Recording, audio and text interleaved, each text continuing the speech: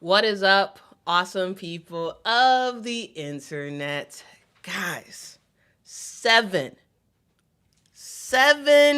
is the number for today.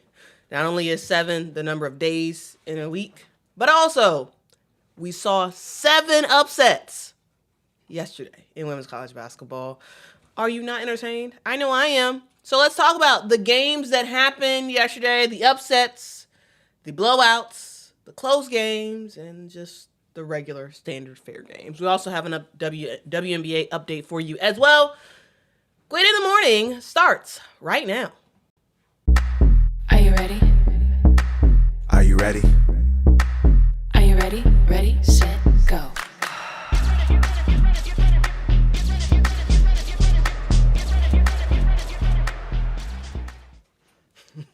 Sometimes I'll be moving and grooving to the intro song. Anyway, guys, 7. I just can't believe what we saw yesterday. Yesterday just was a epic day.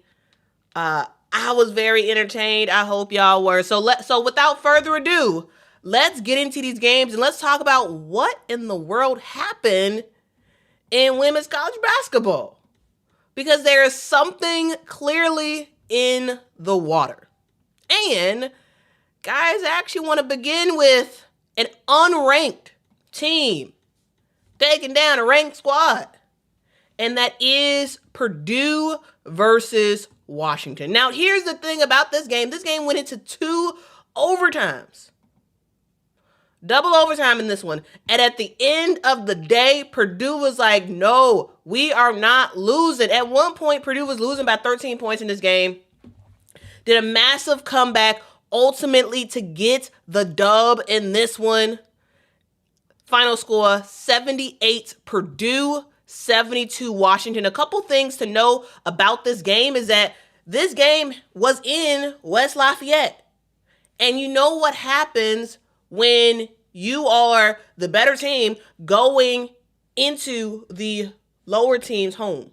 Well, the fans become a major factor. And I gotta say, yesterday, the fans were a major factor for Purdue as they ultimately got the win in this one. Dog. Fantastic. Number one, a huge shout out to Tara Day and Madison Layden-Zay. They both were fantastic. 19 points for each of them. Big buckets down the stretch. I just love to see it. So shout out to the Purdue Boilermakers for taking down the number 23 ranked Washington Huskies. This was a battle of a game, but again, we're in the Big Ten. And what is the Big Ten known for? Just like the SEC, tough competition, night in and night out. Just because you're the better squad does not mean you're going to get the dub. And that was the case for Washington. Huge reason as to why is because, Savia Sellers, she scored buckets, but she was in foul trouble in this one. Now, ultimately, it went into double overtime, so it wasn't that huge of a factor. But someone getting one of your top players like that getting fouled out is huge. She only had 23 points in this one. Ella Dean was, I would say, not as effective in this game, especially on the offensive end. And to me, that kind of sealed it right for Washington as the Purdue Boilermakers. They just wanted it more, and they were at home. And again, if you're at home, anything can happen. All right. So we go from Purdue to West Virginia. Something. Take me home. Country road. All right. So let's talk about West Virginia versus Iowa State, because here's the thing. Iowa State is in a bad state. They're not looking good at all. The reason why is because this team is on a bit of a skid. Here's the deal. In the last couple of games, Iowa State has lost to Baylor. They've lost to Cincinnati, and now they've lost to West Virginia. Now, no one begrudges them about losing to Cincinnati. To Baylor. I'm sorry. Baylor, is a great team, so not that big of a loss. But Cincinnati was a huge loss. But you can say, oh, the game against Cincinnati, you were on the road, so sure, maybe you can count on that. But yesterday, guys, you were at home, Iowa State. You were not on the road. You were not at West Virginia. You weren't there. You were at home. And you still got on your home court final score 83-70. Now, you may say, well, Iowa State's dealing with injury. Addie Brown's still out. Yes, Addie Brown is still out. However, even with that being said, Iowa State still should have won, in my opinion. However, they played bad. Once again, we are seeing teams learn from the way Baylor played Iowa State. And we're seeing a team that is trying their best to to fluster Iowa State. And that's clearly what happened. And also, what happened is West Virginia just being West Virginia. They're forcing turnovers. They're forcing Iowa State into making mistakes, and 25 turnovers for Iowa State. Even with home court advantage, you're going to have a hard time winning like that. Turning over the basketball left and right.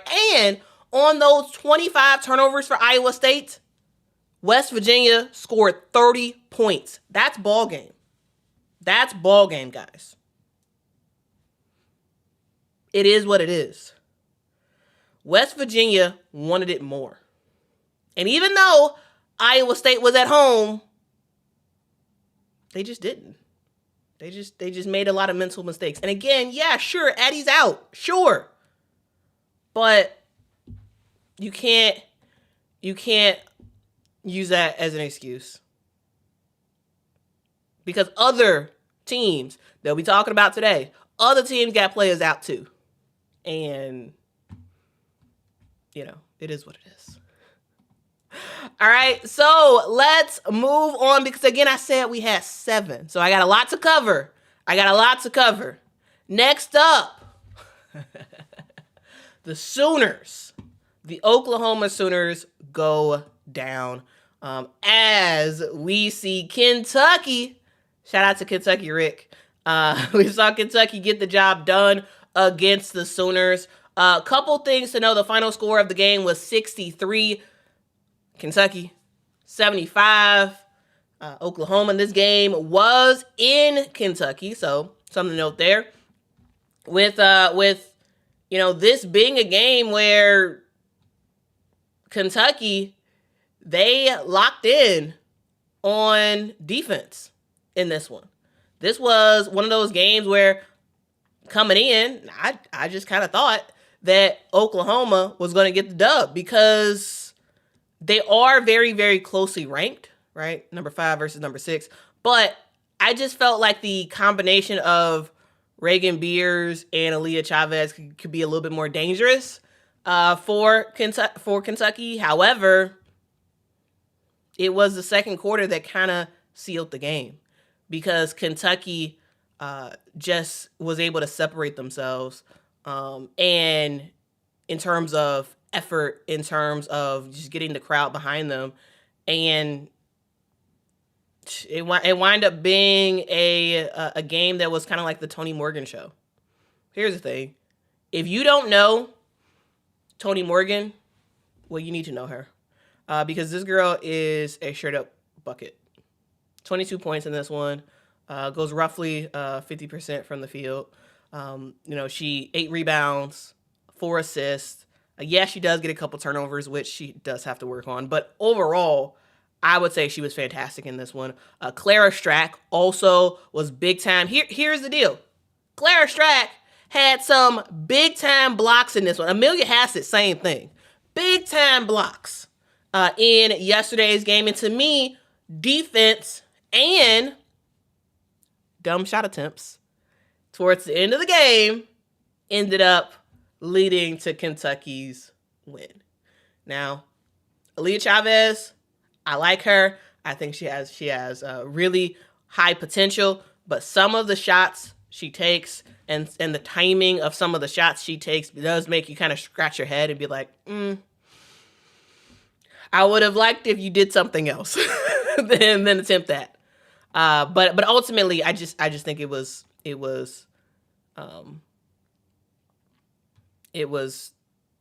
dumb decisions late for Oklahoma to ultimately win, to ultimately lead to a Kentucky win.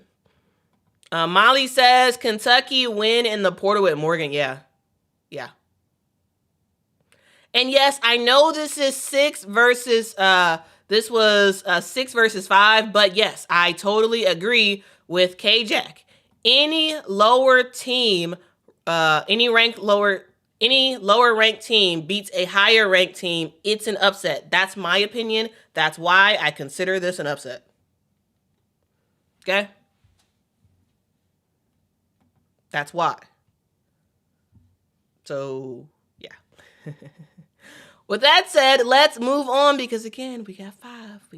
Next up, let's talk about UNC, University of North Carolina, who ended up going down to Notre Dame. Again, this one was on the road in South Bend, I should say. And this game was just Notre Dame starting to get it together. Notre Dame was a team that has struggled all season, really, just with just not playing that great and getting got. So much so that Notre Dame is off the rankings. But yesterday's game, where they really controlled the game from the get-go. From the get-go, it was clear that Notre Dame was like, you know what? Nah, we gonna win this game, and we gonna win it outright, and we gonna win it from the beginning. And yesterday, thing to note is that there was a reunion happening yesterday for Notre Dame with players on the previous national championship team in the early 2000s. Was it 2001, I believe? Anyway, they were there in attendance, and I'm pretty sure the players felt even more pressure to play well against the alumni of Notre Dame, and they absolutely did that. Here's the deal. When we talk about Notre Dame, of course, we're talking about Hannah Hidalgo because Hannah Hidalgo is Hannah Hidalgo, and she was doing Hannah Hidalgo things yesterday. 31 points, 8 rebounds, 6 assists, 7 steals, even had a block in there.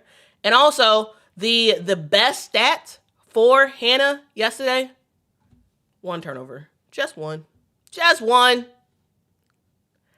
I mean, it's pretty good, right? It's pretty good. But also, we did see some fantastic play also from Cass Prosper, who is getting it together. Like, this year has been a breakout year for Cass Prosper. Like, coming into this year, it felt like Notre Dame was going to have her be like the second, like one of the second leader scorers and whatnot. And I had my doubts about Cass Prosper, but I thought she played really well yesterday. She's continuing to develop into a solid post player. 17 points for her. 14 rebounds, does have to clean up some turnovers, but overall, we're definitely seeing some big improvement from Cass, especially on the O-board front. I thought that was huge in yesterday's game. Several O-boards for Notre Dame that really did help them out. Also, Vanessa De Jesus from Duke last year, now with Notre Dame. I thought she played well. Also, 16 points for her. And the Tar Heels, they just didn't look like they were ready to play from the get-go. And hey, if you do that on the road, as I've said already, you're going to get got. It just is what it is. All right, moving on going back to the Big Ten, as USC ended up got in a nail-biter of a game. Final score 63-62. Minnesota gets the job done. Full transparency, I didn't actually get a chance to watch this game, so I'm not totally sure how exactly USC ended up getting the L, but got to talk about it. So shout out to Minnesota for getting the job done. 2 more to go. Let's go to the SEC, where LSU took down Texas. There was previously 4 undefeated teams. Now there is just 3. As LSU was like, you know what? Welcome to the show. Officially, welcome to the show. Final score 70, LSU 65, Texas. I did do a stream yesterday talking about this game, so I'm not going to do much talking about it other than to say the defense showed up. It showed up, and it showed out big time. Big time. And personally, guys, I love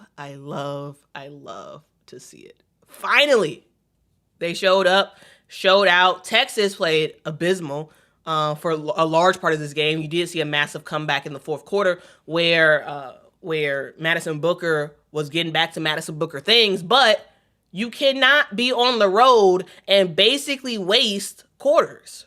You can't. You're going to wind up getting got, and that's exactly what happened for Texas. Right? You play pretty badly for 3 quarters, and then you expect to have a comeback. Didn't happen. But anyway, terrible game for Texas. Fantastic game for LSU. And we'll see what this means for not only the rankings, but also just what this means for the SEC as a whole. Because Texas is about to play South Carolina this week, actually. And so what does that mean? Is Texas going to get it together? Because Texas is playing at South Carolina. So yeah, some stuff we gotta see. Okay. But again, fantastic game was yesterday. All right. Now continuing on to the 7th, I should say, upset of the night. The 7th and final upset of the night, and that is Ohio State taking down the Maryland Terrapins. Now, here's the deal. Final score 89-76. Here's the deal in this one. Maryland had a 15-point lead in this game. Early in this game, they had a 15-point lead. But their star, Aluchi Okanwa, who played overall well in this game, but Aluchi Okanwa had some major foul trouble. And when she went to the bench, Ohio early in the first half, when she went to the bench in the first half due to foul trouble, Ohio State went on a massive run, and that 15-point lead ultimately ended up with just a 2-point lead. And then when you look at overall Maryland's defense and how it left way more to be desired, and then you look at Ohio State and their ability to just make buckets, including some huge buckets from sister. You have, of course, you got Jelani Cambridge, who is just fantastic. Like, that's just what she does. 28 points for her, 9 rebounds, 8 assists for Jelani Cambridge. I wish she would have got that triple-double. That would have been amazing. But also her sister, Kennedy Cambridge, was doing her thing as well. 14 points for her, 4 assists. Those two, sister, they would do anything in this one. Kylie Kitts, speaking of sisters, Kylie Kitts, the sister of Chloe Kitts, had a career game last night. She was huge for Ohio State. 18 points for her in this one. Got some huge minutes, 8 boards. And Ohio State, they were knocking down shots. And Maryland just couldn't stop them. Now, of course, you can always say, oh, Maryland has injuries. Yeah, of course, Maryland has injuries. But at the same time, you still had a really good chance of winning. You just came out not, you came out great, and then you kind of took your foot off the gas a little bit, especially with Aluchi Akanawa getting in foul trouble.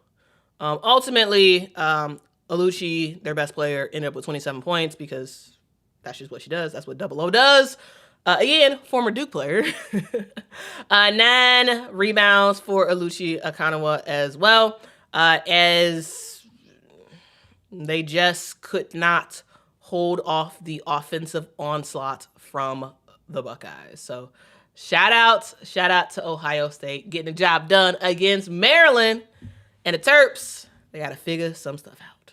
All right.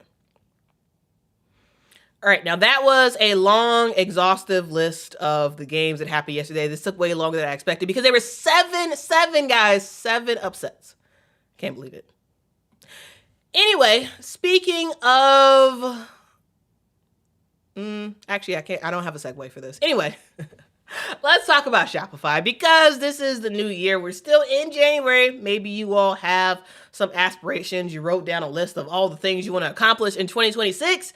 And maybe on that list is starting a business. And this is where my friends at Shopify can get you all set to go. Shopify runs tons and tons of businesses, including All City, including Queer Love Sports as well. And you can trust Shopify with your business as well in 2026 because they give you everything you need to sell online and in person. You can have marketing built into, and you can create email and social campaigns that reach your customers wherever they scroll. In 2026, stop waiting and start selling with Shopify. You can sign up for your $1 per month trial and start selling today at shopify.com/allcity. That is shopify.com/allcity, shopify.com/allcity. You can hear your first ka-ching this new year with Shopify by your side. Okay, so we go from teams getting got, which took a long time, to a much shorter, significantly shorter list of Nailbiters. And the thing about the Nailbiters, I'm not including the teams that got in the Nailbiter list. The Nailbiter list is just a list of close games where the better team ultimately did end up winning. And for that, first we got to talk about Iowa, who took down Indiana just by 3 points, though. The final score was 59-53. We also saw Michigan State survive a nail-biter against Oregon. The final score of that game was 85-81. Don't sleep on Oregon. They can make some noise and get some teams, but ultimately yesterday was Michigan State's job to get the job done and make some stuff happen. These were very close games, but no upsets in that one. Next up, let's talk about blowouts because there's always going to be some blowouts. In this one, we did see UConn easily destroy Creighton. Final score of that game was 95-54. We also saw Vandy dominate by 40 against Texas A&M, 91-51. We saw Louisville, same thing, dominate by 40 against Pitt, 86-46. We saw TCU get the job done against Arizona State, winning by 31 points, 77-46. We saw Tennessee defeat Arkansas. Final score of that game was 85-50. Ole Miss also dominated against Mississippi State, 93-68. And then finally, Michigan defeated Wisconsin, 86-60. Also, we did see, finally, I should say, in the upsets, or in the blowouts, we did see South Carolina take down Georgia by 22 points, 65-43. Continuing on, let's talk about other wins. Other wins. Yesterday we did see Baylor take down Kansas. This was more of like a standard type of affair. 15 points. I don't think it's considered a blowout. Blowouts are more like 20 plus. But Baylor did take down Kansas 79-64. So yesterday, again, boatload of games that happened. And I hope y'all were entertained by those games. I hope y'all were. I know I was. I know I was entertained. Also, a thing to note between unranked teams, but something to note, I got to talk about. Duke ended up taking down Stanford 67-60. All right. At one point, I thought they were about to get got, but they didn't. They did not. All right. That's your look at the games of yesterday. Okay. All right. Now let's go back and let's see if y'all have any comments before we move on to the WNBA. This was a lot, guys. This was a whole lot to try to talk about all these games, and hey. Yeah, Vic Schaefer is complaining. I mean, that's what coaches do. But at the same time, yeah, ain't nobody feeling sorry for you. Ain't nobody feeling sorry for you. Donna says, Maryland is making me lose confidence in them. This is 2 losses in a row. Well, I mean, yeah, this is tough sledding for Maryland. However, this is what conference play is all about. This is what you see in conference play. You see teams getting other teams. Maryland plays in the Big Ten. In the Big Ten, anybody can get got. The Big Ten and the SEC. I mean, of course, the other conferences as well, but like to a lesser extent. Like the Buckeyes, they're a good team. And if you don't show up to play the way you need to show up to play, even though, yes, before y'all say it, Maryland is dealing with some injuries. Of course, everybody's dealing with injuries. So we're not gonna put much emphasis on the injuries point. But yeah, they got to get it together because they're about to slide in the rankings, right? You already lost to Illinois this year, and that was a game that, in my opinion, you shouldn't have lost to. But you did. So you lose to Illinois, you lose to Ohio State to start off conference play, and we'll see if they're able to rebound. A couple things to note. We do see Maryland playing USC coming up. We also have them playing UCLA coming up as well. So those are going to be some of the big games that I am going to be watching for. Again, they're playing USC, then they're playing UCLA, they're playing Iowa, and they also are going to be playing Washington as well. So a pretty challenging schedule coming up for Maryland. Games that they absolutely have a chance of winning. However, you got to play all 4 quarters of great basketball. That's what you got to do. That's what you got to do. Chicago Cheetah is feeling very confident. Said LSU is winning the SEC championship. Really? Okay. Okay. I mean, hey, it's time for fans to talk they talk, okay? It's time for them to talk they talk. Because LSU did have a fantastic game yesterday. They really did.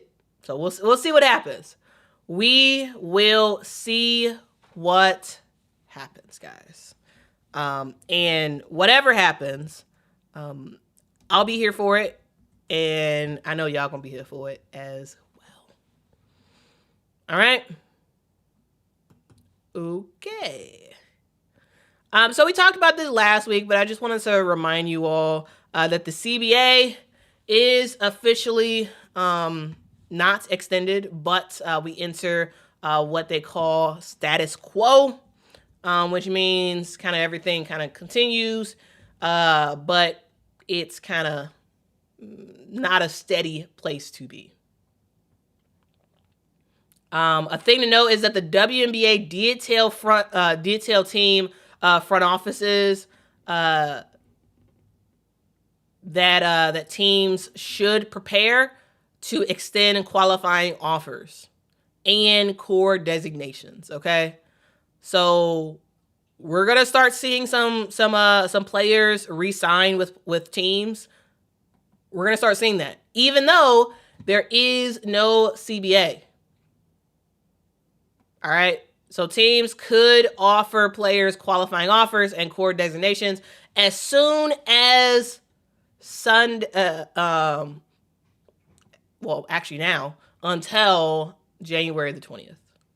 So yeah, don't be surprised if you see your favorite team re-signing or getting a qualifying offer or core designation. Don't be surprised if you start to see that come through the news, because the WNBA is saying, yes, even though we don't have a new signed CBA, just continue as usual. At this moment, you would be sending out your qualifying offers and your core designations. So just continue with that. And let's continue to get this show on the road, because this is what the WNBA has to do. Like, this is time is not the WNBA's friend. You have new teams that are coming in. You have a lot of players in free agency, and you just got to get a move on. One thing that I'm also just waiting for the WNBA to announce, which hopefully will be announced in the next week. I think they really do have to announce this pretty soon, is the expansion draft. We still have not had the expansion draft. The last one happened in December. We're past December, still hasn't happened. And so I am awaiting probably in the next week for us to hear something about the expansion draft for both Portland and Toronto, because that has to get figured out. Hopefully they announce it in the next week, and it could be scheduled for like the first or second week in February, because you got to get that in order, because you need the expansion draft before you have free agency. Right? And so, yeah. There's that. And with that being said, that is the show for today. I do want to thank y'all so much for watching and rocking out with your girl. I tell you, we have a fun time here on the show, and I'm glad y'all are here for it. As always, I will see you all actually, hold on. I see a good comment from Tisha, so we're gonna get to it real quick. Tisha says, this is a disservice to the new teams. The CBA has overshadowed their big launch. Facts. Yeah, facts. If I was Portland and Toronto, I would be upset. I would be. But it is what it is. El Kune says, I'm tired of the WNBA now. Just cancel the season. I think a lot of people are feeling that way. A lot of people. You're not alone. You're not alone. Well, I think we are all good to go. Nope, no Unrivaled recaps. I was going to talk about Unrivaled, but again, right now, college basketball trumps Unrivaled, especially conference play. It does. It trumps Unrivaled, and I was not going to not talk about the upsets and whatnot to talk about Unrivaled. So we'll talk about Unrivaled for the Pro Hoops Weekly show tomorrow, because Unrivaled's their weekly games in today. So yeah, we'll talk about them tomorrow. So yeah, I will try to talk about Unrivaled during this show. But if something crazy is happening in college basketball, I'm not talking about Unrivaled. I'm not. I'm not talking about Unrivaled. Anyway, as always, bear down. I will see y'all tomorrow for another episode of Quit in the Morning. Make sure to hit that like button if y'all could. Please, please, please hit that like button. It really does help the channel out a whole lot. Also, tell a neighbor, tell a friend that Quita Love Sports is happening every day, every morning on the Quita in the Morning channel. If y'all are not subscribed, make sure to subscribe to this channel. This is the Quita in the Morning channel. Make sure to subscribe to that because I know a lot of people are saying that they are not getting notifications. They're saying they're not getting notifications, and it's because you're not signed to the Quita in the Morning channel. Subscribe and turn on your notifications so you can be notified when I go live. All right? thank y'all. Y'all have a good day. Have an effective day and happy Monday, everybody. Until next time. Bye-bye. Are you ready? Ready, set, go.